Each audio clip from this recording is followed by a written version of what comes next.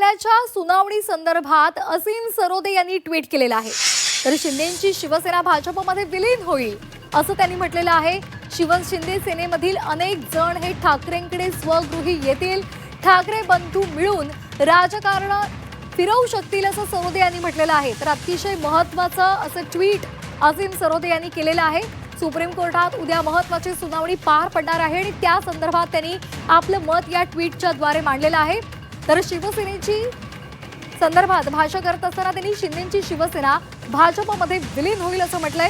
शिंदे सेनेमधील अनेक जण ठाकरेंकडे स्वगृही येतील असंही त्यांनी म्हटलंय। काय म्हटलेलं आहे ट्विटमध्ये आपण एकदा पाहूयात।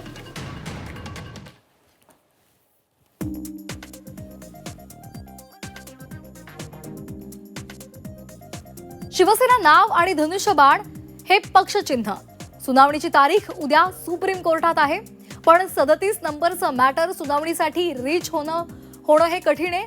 आता लोकांचा नवीन प्रश्न, जर एकनाथ शिंदेंकडून पक्षचिन्ह आणि शिवसेना नाव काढून घेतलं तर मुंबई महापालिकेत काय होईल?